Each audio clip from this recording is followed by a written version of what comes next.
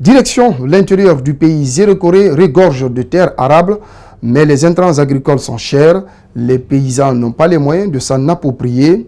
Ils sollicitent la mise en place d'un système bancaire pour leur permettre d'avoir des financements. À cela s'ajoute le vieillissement des agronomes dans la localité. Mamadou Kalisso, Thierno Sadouba. Voici quelques membres de la direction préfectorale de l'agriculture de Zérekoré. La plupart ne sont plus loin de la retraite. Mais pour l'instant, rien n'est fait pour assurer la relève. Pour notre relève, c'est un problème qui doit inquiéter tout le monde. Et nous, ce que nous avons fait, c'est une première. Prendre les stagiaires, les mettre en groupement et qui continuent, ces enfants-là continuent à suivre les conseils techniques avec nous, même sur le terrain, que ce soit en riziculture, en maraîchage, en culture pérenne, ils sont avec nous. Ils sont là, ils étaient là ce matin, mais ils sont rentrés. Autre point faible de cette équipe, c'est le manque d'équipement. Pas de moyens de déplacement, pas d'outils informatiques. Tous nos rapports, nous sommes obligés d'aller donner nos rapports dans des cyber pour faire la saisie, enfin tous les travaux.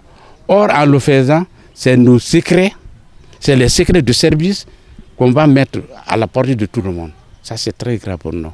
À Zérekoré, dans le domaine agricole, c'est toute la chaîne qui a des difficultés. Les paysans pratiquent l'agriculture de façon rudimentaire, faute de tracteurs, de batteuses et de moissonneuses. On n'a reçu qu'un seul tracteur depuis 2011. Ce tracteur-là est sur cale. C'est-à-dire cale? Non, c'est-à-dire que c'est gâté. Il n'y a pas de pneus. On a reçu de 2011 jusqu'à aujourd'hui aucune pièce de rechange. Il y a eu des batteuses aussi qui sont complètement gâtées. L'enclavement des zones de production, le non-aménagement des domaines agricoles freine également la production. Ces dernières années, le gouvernement a fait un effort de la subvention des engrais. Zérekoré a reçu une quantité importante, mais les autorités locales peinent à les conserver, faute de magasins de stockage. Depuis l'an passé, le gouvernement a subventionné près de 1836 tonnes d'engrais qui sont là. Si vous voulez, on ouvrira le magasin là. Vous allez faire la photographie de ça. Vous allez voir des quantités qui sont là. C'est dans le magasin. Mais l'engrais, ces engrais sont venus pour des paysans. Ces paysans qui n'ont pas les moyens. Ils n'ont pas où aller prendre de crédit. Les paysans qui composent la majorité de la population n'ont pas de source de financement. Toutes les banques sont orientées vers le secteur tertiaire. Cet ingénieur agronome propose une piste de solution. On peut donner aux paysans de l'engrais à crédit, la semence à crédit, l'herbicide à crédit, c'est-à-dire nature quoi. À la récolte, ils remboursent tout ça là en nature.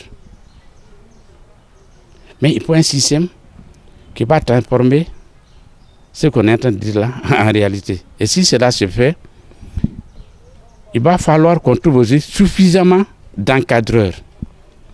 Le paysan maintenant, si on lui fait le crédit de campagne, il a tout, mais comment utiliser aussi? Il faut le surveiller, il faut l'encadrer. Malgré ces difficultés, l'apport en quantité suffisante d'engrais a permis d'augmenter le rendement selon le directeur préfectoral de l'agriculture. La production a augmenté. Si hier, sur les coteaux, les gens avaient près de 600 kg à 800, aujourd'hui sur coteau, d'après l'Amproca, sur le coteau, il y a des domaines où on va jusqu'à 1 tonne ou 800. Et dans les bas-fonds, avec l'apport des engrais et herbicides là, on va jusqu'à 3 tonnes dans certains endroits, jusqu'à 4 tonnes mais dans certains endroits. C'est chose qui ne se faisait pas hier. Et je vais vous donner un exemple très frappant de l'avantage de l'apport du gouvernement là. Les herbicides là, techniquement bien appliqués, ont aidé beaucoup les paysans. Si pour défricher un hectare, il fallait dépenser 500 000, 600 000, 700 000, 800 000, mais avec les 4 litres d'herbicide seulement, on défriche un hectare, le coût n'arrivera pas à 200 000. La commune urbaine de Zérekoré à elle seule dispose de 95 hectares de terres arables. Si l'État permet aux paysans d'accéder aux sources de financement pour mettre en valeur ces domaines agricoles, le pays pourrait rapidement atteindre l'autosuffisance alimentaire. Les boulangers et pâtissiers de Guinée s'organisent. Ils viennent de mettre en place la CONAP-PAG, entendez la Coopération nationale des boulangers et pâtissiers de Guinée.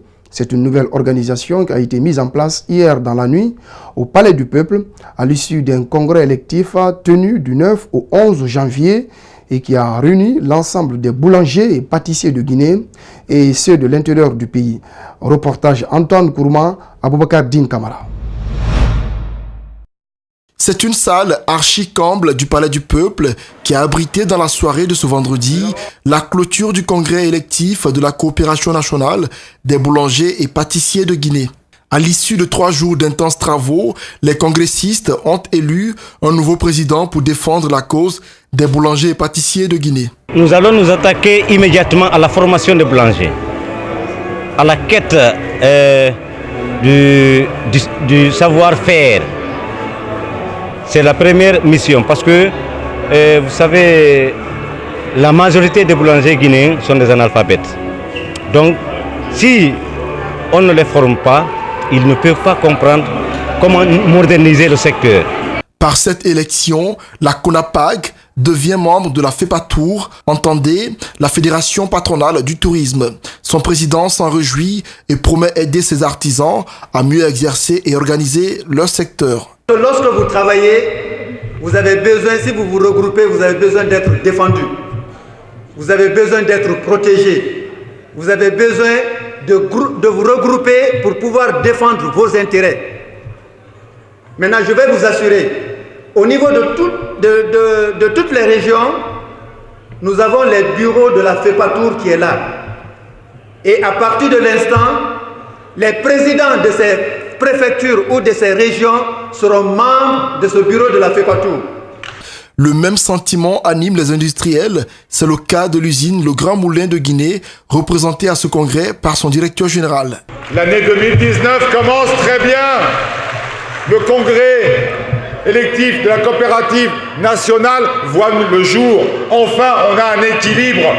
On a un nouvel horizon dans cette profession. Il faut grandir. Il faut grandir avec la gestion, avec la technique, avec l'hygiène. Vous avez un savoir-faire, vous avez le plus vieux métier du monde. Nous, les industriels, on vous donne les moyens de la qualité, le prix, le bon poids, le service. La Coopération nationale des boulangers et pâtissiers de Guinée s'assigne comme objectif principal l'amélioration des conditions de vie des Guinéens à travers la fabrication de produits de qualité, le renforcement de l'unité entre tous les boulangers et pâtissiers de Guinée, favoriser surtout le perfectionnement des acteurs de la profession à travers des ateliers de formation.